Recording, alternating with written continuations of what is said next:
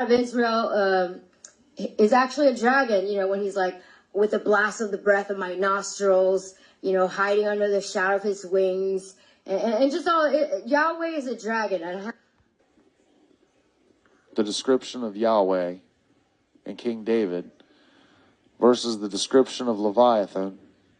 Leviathan and the Lord Yahweh have the same features, and they do the same things. Actually mean. With overwhelming agreement from biblical scholars, the word literally translates to nostrils.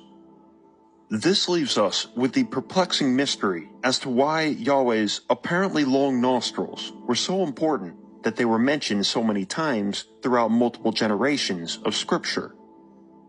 To explain, scholars assume that in ancient Israel, Yahweh may have been seen as a beast with lengthy, protruding nostrils. For example, an alligator, a bull, or, of course, a dragon. This list of potential candidates, 32, verse 22, states the following: "For a fire is kindled in my nostrils, and shall burn to the lowest hell, and it shall consume the earth with her increase, and set ablaze the foundations of the mountains." And then we have the description of Yahweh in Psalms. "Smoke went up from his nostrils, and devouring fire from out of his mouth. Coals flamed forth from him."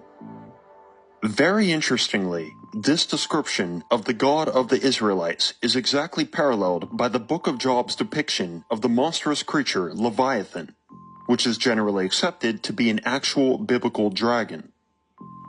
Seen as a negative sign, but often actually is a positive figure associated with higher wisdom, with prophecy, with giving mankind divine knowledge.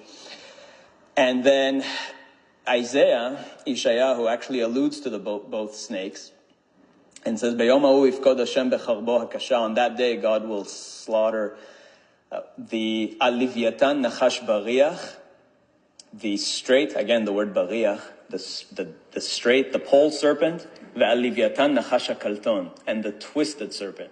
So there's a twisted serpent and there's a pole serpent. There's a straight serpent and a twisted serpent. And depending on who you ask, there's different rabbinic opinions, but some say that this is exactly, one is the good snake and one is the bad snake.